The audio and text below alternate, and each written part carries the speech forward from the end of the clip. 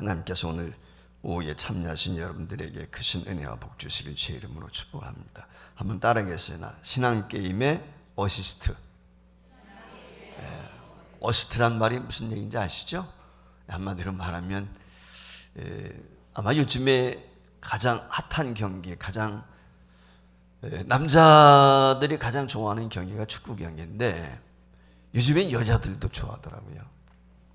골 때리는 그녀들, 뭐 그래가지고 요즘에는 골 때리던 사모들도 있습니다. 사모들. 이 골 때리는 사모들이 뭐냐면 사모들도 축구팀이 있대요 요즘에. 골 때리는 그녀들 그걸 본받아가지고 사모들도 축구팀을 만들어가지고 요즘에 축구 연습 열심히 한다. 그런 얘기를 누구한테 제가 들었습니다. 축구가 인기 있는 이유가 있습니다. 그는 다른 데 있는 것이 아니라 축구 경기는 예측할 수가 없어요. 슛을 때리든지 뭐든지 똑같은 방법이 아니고 다양한 방법을 통해서 나오거든요. 그래서 어떻게 보면은 이 축구 경기는 예측 프로고 한편의 드라마를 보는 것처럼 그렇게 다양한 꽃들이 나오게 되거든요. 특별히 축구 경기에 있어서 뭐니 해도 꽃은 골입니다. 골이 나야 축구 경기에 재미가 있지. 수비 중심으로 하는 축구를 흔히 침대 축구라고 그렇게 이야기하죠. 저희 어디입니까? 아시아권에서 이제 축구하는 사람들 가운데 보면 중동 지역에 있는 사람들이 아주 침대 축구를 잘하죠. 수비 위주로 한단 말이죠. 그래서 골이 잘 안 나거든요. 그럼 축구 경기를 보는 사람들이 기술이 아무리 많아 있어도 골이 안 나면 재미가 없어요. 축구 경기는 골이 나야 재미가 있는 것이죠. 이 골이 터져야 선수도 기분이 나고 힘이 나는 것뿐만 아니라 천중들도 골이 날 때 화나고 재미가 있는 것입니다. 그래서 어떻게 하면은 요즘에는 축구 경기 룰이 골을 많이 낼 수 있을까? 아마 이 피파에서도 그것을 연구하지 않나 이런 생각이 좀 들 때가 있어요. 그래서 룰도 공격자 중심으로 이렇게 바뀌는 것이 아닌가 이런 생각이 들어요.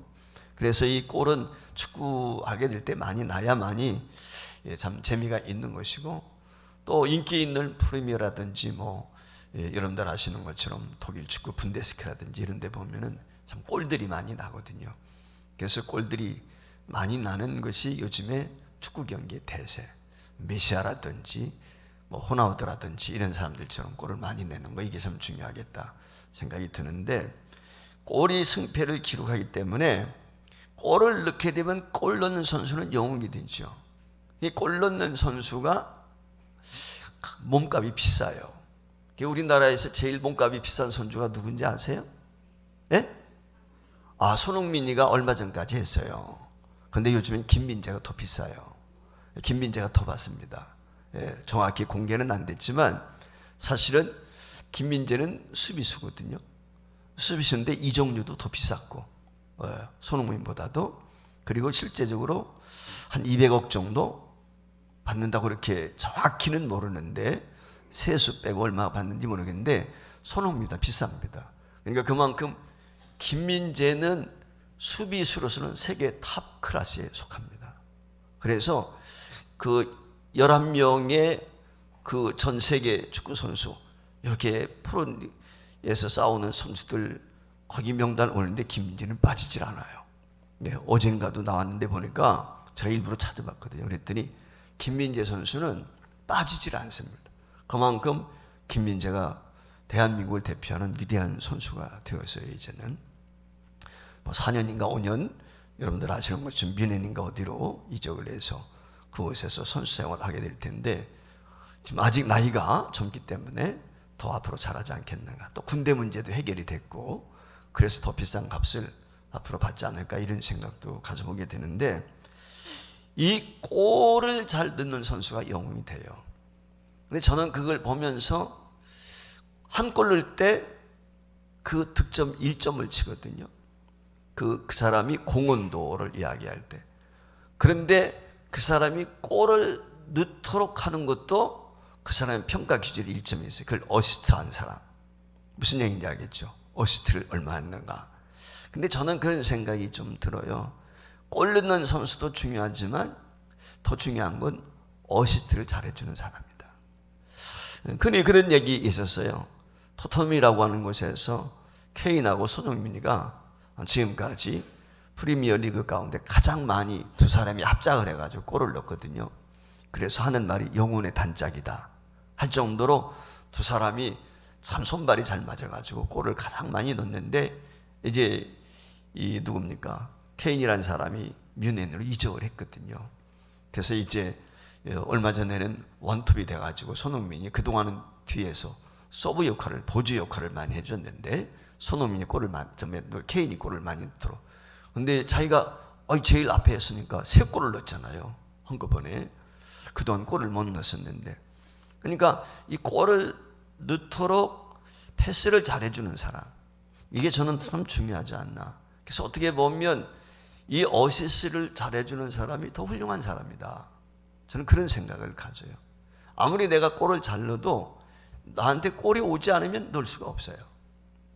그래서 이 골을 어시스트 해주는 사람의 특징은 뭐냐면 움직이는 사람한테 어시스트를 해주는 거예요. 정확히 어시스트를 해줘야 되는 거예요. 근데 골을 넣는 사람은 골대가 움직입니까? 안 움직여요. 골대는 그냥 그대로 있는 거예요. 그러니까 움직이지 않는 골대를 향해서 쏘는 게 훨씬 쉬운 거예요, 사실은. 제가 볼 때는 그래. 근데 막 달려가고 뛰고 있는 사람에게 정확히 패스를 해주는 건 굉장히 힘든 거예요. 그렇지 않겠습니까? 그러니까 움직이고 있는 사람에게 정확한 패스가 있을 때 골을 잘 넣는 사람이라도 이 골키퍼가 골이 하나는 못 넣는 거니까 패스를 제대로 못하게 주면은 골을 넣을 수가 없어요. 그렇기 때문에 골을 넣도록 어시스트 해주는 사람이 굉장히 중요하다, 저는 그런 생각을 가져요. 제가 이 말씀을 드린 이유는 뭐냐면 우리 신앙생활도 어시스트, 보조해주는 사람, 협력해주는 게 중요한 거예요. 교회가 교회로 세워가게 될 때 다 머리가 되면 어떻게 되겠어요? 옛날에 우리가 기도하게 될 때 하나님 머리가 될지언정 꼴이 되지 않게 해주세요. 참 잘못된 기도거든요. 그거. 구약적인 배경을 가지고 그런 기도를 하지만, 여러분 머리가 있는 동물 있습니까? 머리만 있는 동물 없잖아요. 다 머리가 되겠다면 몸통은 누가 되고 꼬리는 누가 되겠습니까? 그렇지 않습니까? 사실 우리 자녀들이 다 머리 되게 해달라고 막 그런 기도를 많이 했었는데 사실 그게 기복적인 거고 잘못된 생각이거든요. 그러니까 이 꼬리가 없으면, 물고기가 꼬리 없으면 앞으로 나갈 수 있어요, 없어요? 못 나가요. 지느러미가 움직여져야, 꼬리가 움직여져야 앞으로 이동을 할 수 있지, 머리만 있으면 못 나가요. 이게 굉장히 중요한 거거든요. 그렇기 때문에 우리가 앞으로 전진하는 데 있어서 1등도 있어야 되지만 2등도 있고 3등도 있어야 되는 거예요. 그게 굉장히 중요한 거거든요. 여러분 한번 축구 경기에서 한번 생각해 보세요. 모든 선수가 골키퍼가 되겠다, 다 골을 넣겠다 하면은 누가 수비하고 누가 골을 배급해 주겠어요? 공급해 줄 사람은 없잖아요. 그렇지 않습니까? 그러니까 이 선에서 공급해 주는 사람도 있고 우리 팀의 골문을 굳건하게 지켜주는 수비수도 있어야 우리가 골을 넣었을 때 이기는 것이지, 우리가 수비도 수 없고 상대가 우리만 골을 넣는 게 아니고 상대도 골을 넣는데 우리보다 상대가 골을 더 많이 넣으면 우린 전쟁에서 질 수밖에 없는 거예요. 게임에서 똑같은 것입니다. 신앙에 있어서 어시스트가 되는 거, 이게 굉장히 중요합니다. 오늘 본문이 그걸 지금 이야기하고 있거든요. 예수님께서 하루는 잔치자리에 청음을 받으신 것 같아요. 그 자리에 청음을 받았는데 보니까 많은 사람들이 가운데 상석에 앉는 것을 기뻐한단 말이지. 사람들이 너나 할 것 없이 마찬가지잖아요. 그걸 예수님이 지금 목격한 것입니다.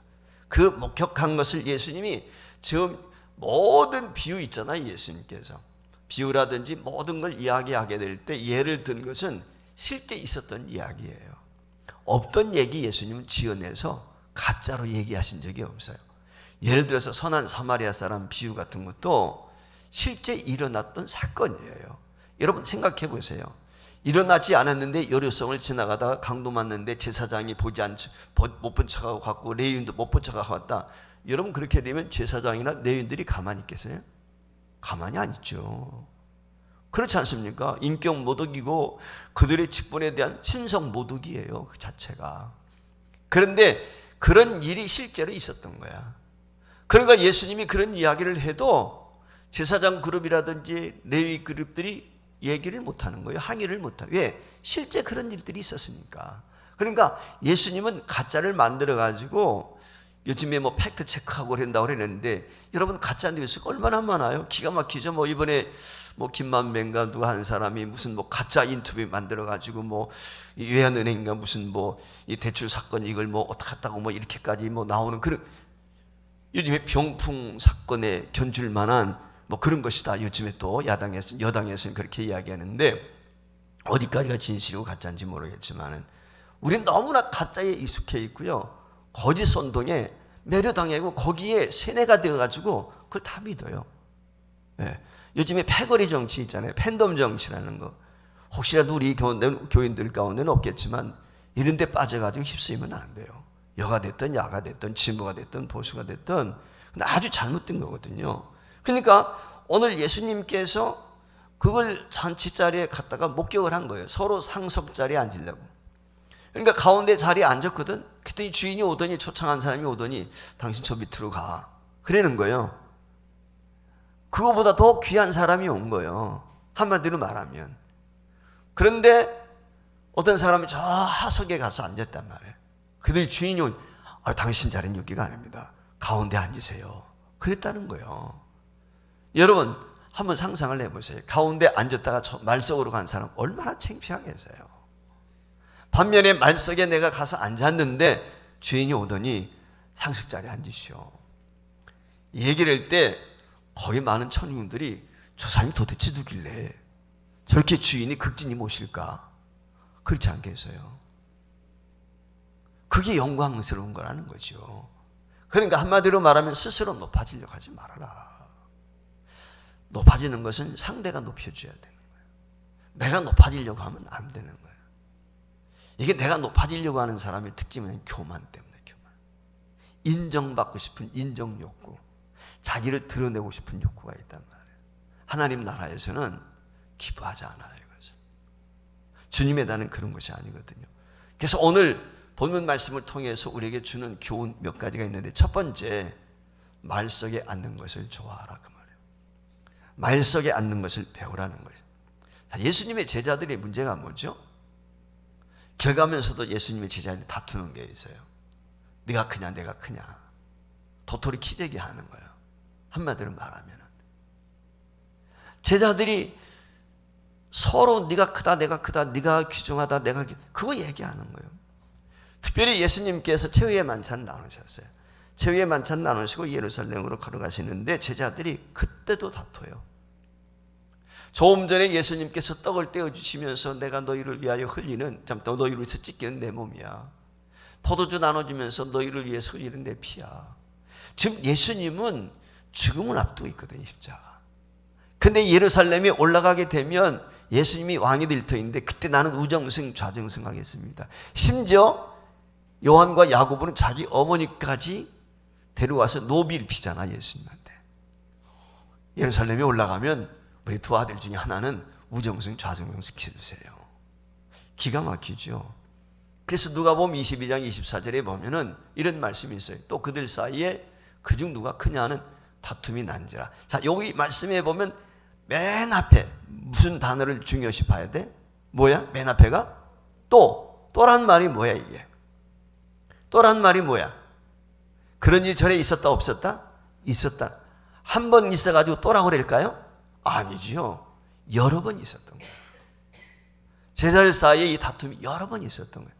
우리 아이들이 집안에서 형제간에 다투지, 또 싸워? 이러잖아. 한두 번 가진 거 또 한다고 안 해. 그 여러 번 제자들이 예수님 보는 앞에서도 내가 상석 앉아야 돼. 여러분 최후의 만찬 나누는데도 보시면 알겠지만 누구 하나 예수님 수종 들려고 하지 않아. 그러니까 예수님이 자리에서 일어나가지고 허리에 수건 두르고 대야다 물 떠다가 발 닦아주잖아. 원래 제자들이 선생님 발 닦아줘야 되거든. 근데 제자들이 어떻게 하는 거야? 야 네가 닦아줘, 네가 닦아줘. 야 얘가 내가 와 닦어, 내가 너보다 선배야, 이러고 있는 거예요 지금.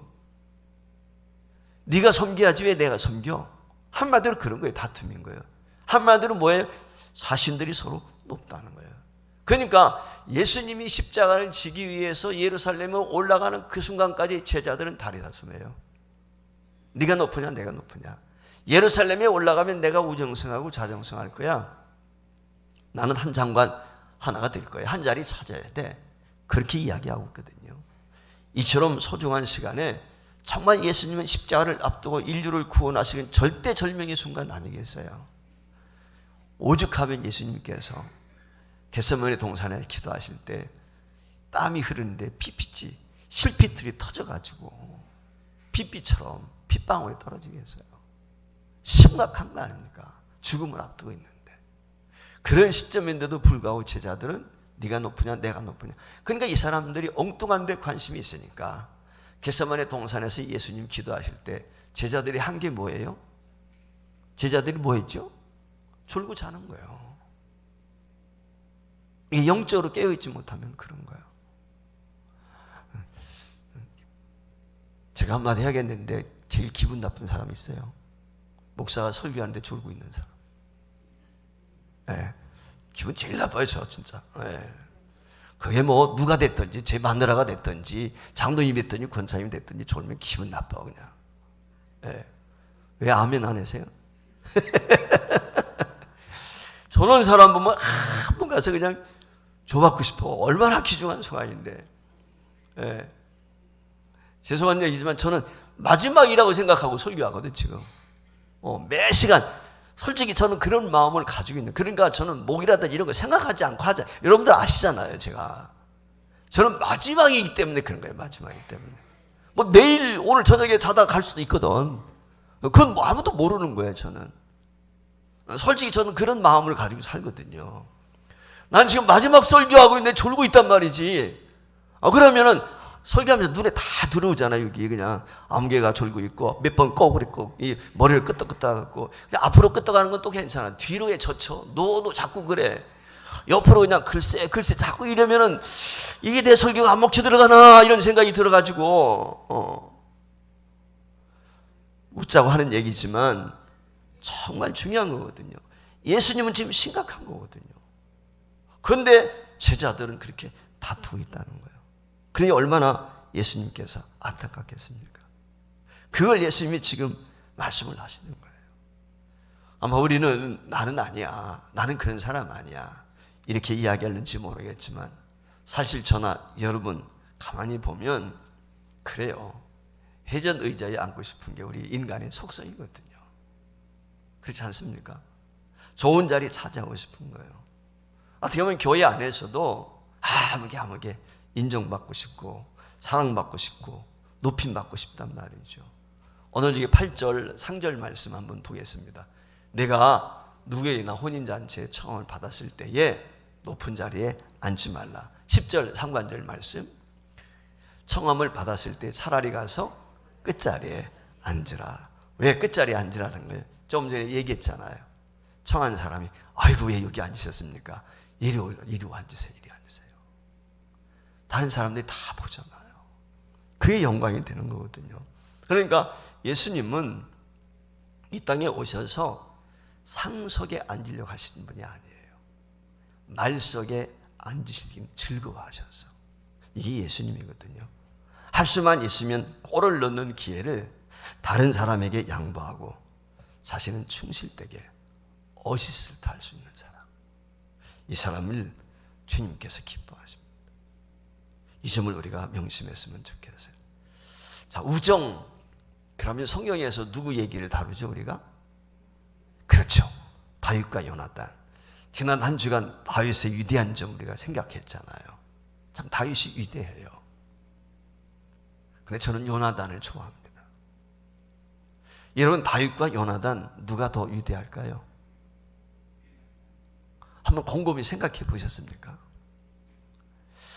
사실은 요나단은 왕이 될 제1순위예요. 왕자니까. 왕자잖아요. 왕자. 그런데 다 양보합니다. 여러분 아시는 것처럼 아버지 사울이 다윗을 죽이려고 하니까 다윗 보고 너 피신해라. 다 아버지가 가지고 있는 아버지의 아들이고 내가 다음에 왕이 되어야 할 사람인데도 불구하고 다윗을 죽이려고 하는 아버지의 계획을 다윗에게 다 알려줍니다. 여러분 아시는 것처럼 다윗은 군복이라든지 이런 게 없어요. 사울의 부마가 됐는데도. 그러니까 이 요나단이 어떻게 합니까? 성경 말씀에 보면요, 사무엘상 18장 1절 말씀에 보면 다윗을 자기 생명처럼 사랑했다는 거예요. 자기 생명처럼 사랑하니까 전쟁에 나가서 우리 몸을 보호해주는 갑옷을 사무엘상 18장 4절 말씀에 보면은 자신의 무기, 갑옷 이런 것들을 다윗에게 다 줍니다. 물론 왕자니까 자기는 또 구하면 되겠죠. 어쨌거나 자기를 보호하는, 자기가 쓰는 칼, 투구, 갑옷 전부 다 다윗을 위해서 양보합니다. 그리고 심지어는 왕위까지도 다윗에게 밀어주기로 마음을 먹었다는 것이죠. 이게 참 쉽지 않은 거거든요. 높은 자리에 다윗을 주고 말석을 차지하겠다는 이 요나단의 모습이야말로 성경에서 우리에게 보여주는 가장 주님 닮은 모습이 아닐까, 저는 그런 생각을 가져보게 됩니다. 사람들은 요나단의 삶을 전쟁에서 죽었기 때문에 아버지와 함께 불행하다고 생각하는지 모르겠지만 저는 요나단 같은 효자도 없는 것 같아요. 그 아버지와 끝까지 아버지가 잘못된 부분을 알면서도 아버지를 배신하지 않고 아버지를 떠나지, 아버지와 함께 죽거든요. 저는 대단한 믿음의 사람이고, 어쩌면 저는 그런 생각이 들어요. 우리는 이 땅에 사는 게 끝이 아니잖아요. 하나님의 나라에 있을 때는 다윗보다 요나단이 더 상석에 앉았을지도 모르겠다. 저는 솔직히 그런 생각이 들어요. 왜냐하면 요나단이 다윗에게 양보하지 않았다면 피 터지는 싸움이 일어날 수 있습니다. 어떻게 되겠습니까? 물론 하나님의 섭리가 있으니까 다윗이 승리할 수 있겠지만은 이스라엘 백성들은 얼마나 그 심정이 어떻겠어요? 그것을 다 목격해야 되니까. 그런데 요나단은 기꺼이 모든 걸 양보하자. 여러분, 사울의 아들 가운데 이스보셋이라는 사람이 나중에 아버지가 죽고 나니까 지가 왕이 되잖아요. 7년 반 동안 다윗이 헤르본에서 왕위를 했던 이유는 그 이스보셋이 있기 때문이 그런 거예요. 나중에 이스보셋이 신하들한테 죽임을 당해서 이제는 통일 왕국을 이루지만 이게 사람의 마음인 거거든요. 단 하루라도 왕이 되고 싶은 마음, 우두머리가 되고 싶은 마음 너나 할 것 없이 다 있는 거예요. 그런데 오늘 요나단은 그렇지 않았다는 거예요. 전적으로 다윗을 서포트하는, 한마디로만 어시스터였어요. 모든 걸 다 밀어줬다는 거예요. 이것이 요나단의 훌륭한 점인 것이죠.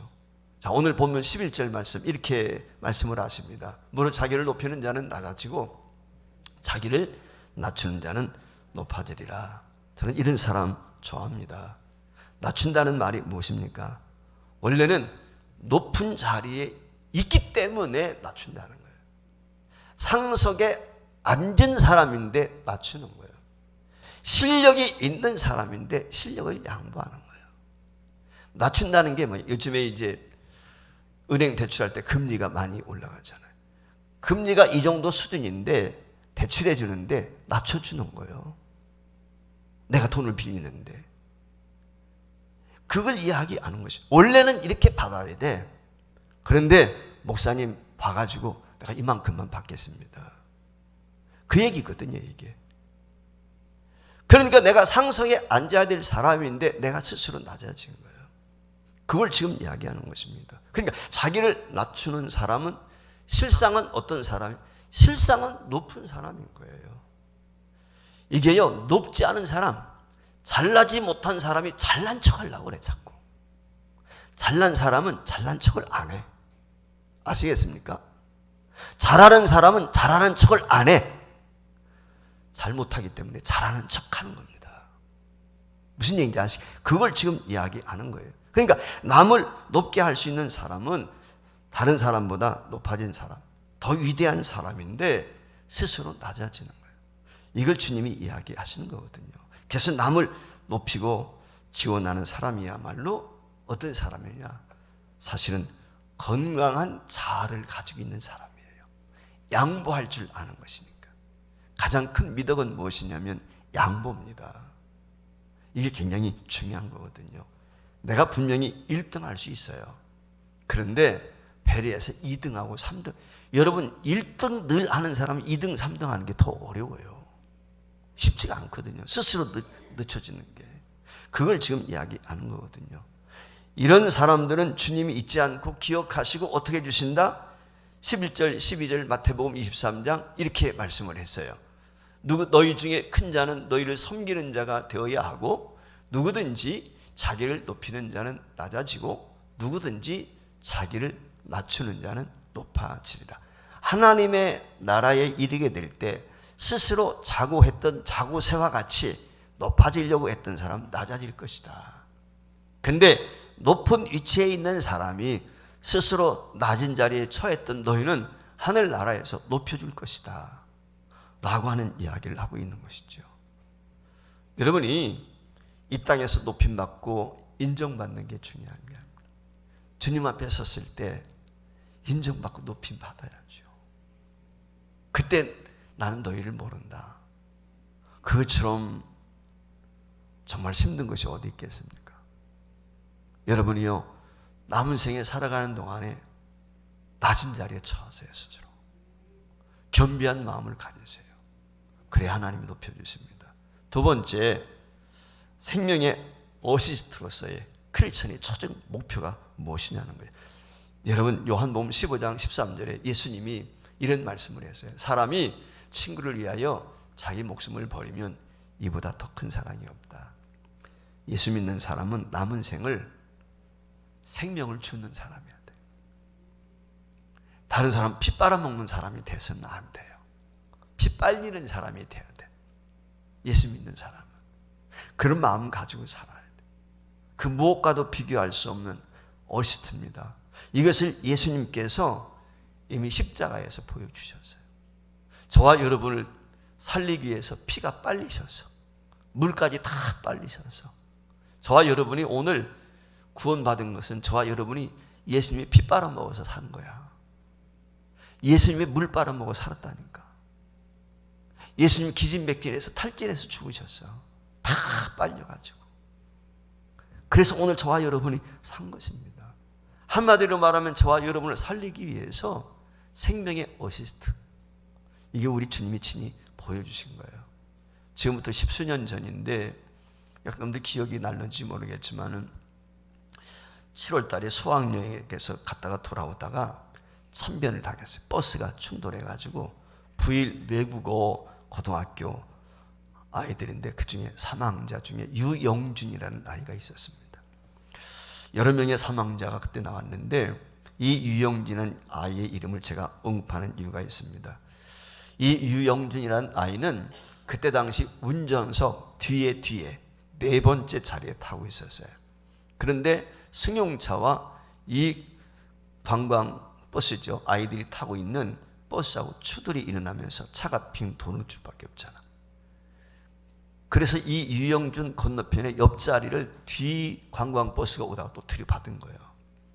그래서 아이들이 여러 명이 죽고 창문이 깨져서 그 창문 아이들이 탈출을 합니다. 그 탈출을 하게 될 때 거기 바로 운전석 뒤에 있으니까 탈출하면 얼마든지 1등으로 나갈 수 있는 것이죠. 근데 다른 아이들을 먼저 탈출을 시켜요. 그리고 뒷자리로 가서 부상당한 아이들 탈출할 수 있도록 도와줍니다. 그리고 그 뒷좌석에서 그 창문, 버스의 창문, 이게 잘 안 깨지잖아요. 발로 깨려고 애를 쓰다가 깨지를 못했는데 그 순간 뒤에서 폭발이 나요. 화재가 발생한 것입니다. 그래서 영준이도 사라져 버렸습니다. 충분히 자기가 먼저, 자기는 부상도 입지 않았기 때문에 살 수 있음에도 불구하고 다른 친구들을 살리기 위해서 양보했다가 결국은 자신은 죽고 말았어요. 그 영준이에 대한 이야기가 아이들 사이에 나옵니다. 그 이야기들 가운데 보면 이런 얘기예요. 유리창이 깨진 곳이 준영이 바로, 참 준영이군요. 이분 영준이가 아니에요. 준영이 바로 건너편이었고 준영이는 부상을 입지 않았기 때문에 언제든지 밖으로 나올 수 있었어요. 준영이는 그런 일을 하고도 남을 착한 친구예요. 준영이는 급조 시간대가 되면 늘 순서를 양보하고 말없이 굳은 일을 하던 친구였으니까요. 그리고 준영이 학교에서 그 준영이가 앉았던 책상 위에 이런 아이의 글이 하나 그 옆에 말에 적혀 있어요. 준영아, 내 몸이나 챙기지 다른 애들은 내 챙기니? 너 너무해서 내가 좋은 곳에 갈 것을 믿어 사랑해. 여러분, 우리는 이 어린 소년 학생의 희생에서 우리 주님의 모습을 보지 않습니까? 이게 주님이거든요. 생명의 어시스트. 옛날에 이수연 씨인가 누가 일본에서 지하철역에 다른 사람, 그 떨어진 사람 자기가 구해내고 자기는 열차에 치고 죽었잖아요. 의인 취급을 받고 그 사람 동상까지 세워졌다고 이렇게 이야기하는데 사실 쉽지 않은 것이죠. 근데 이게 평소에 훈련이 안 되면 안 돼요. 그러니까 아까 여기 준영에 대한 얘기를 했지만은 평소에 이 친구가 급식할 때도 양보하고 친구들을 도와주고 서포트하고 이랬던 친구였기 때문에 그게 몸에 뱄으니까 위기 상황 가운데서 자기 몸을 돌보지 않고 그와 같이 다른 아이들은 살리고 자기는 산화한 것이죠. 사는 여러분, 작은 실천이 생명의 어시스트가 시작되는 하나의 동기가 되는 것입니다. 성자보다는 말석, 나를 높이는 산보다는 낮추는 산, 그리고 생명의 어시스트가 되는 것, 이게 우리 주님의 모습을 담는 제자의 삶이라고 저는 생각합니다. 우리 교회가 이런 교회가 많아졌으면 좋겠어요. 서로 높여주는 사람들이, 서로 인정해주고 격려해주는 사람, 그런 교회가 된다면 저는 우리 교회가 놀라운 부흥을 가져올 것이다. 저는 그렇게 생각을 합니다. 야고보서 4장 10절 말씀 한 목소리 읽겠습니다. 주 앞에서 낮추라. 그러면 주께서 너희를 높이시리라. 할렐루야.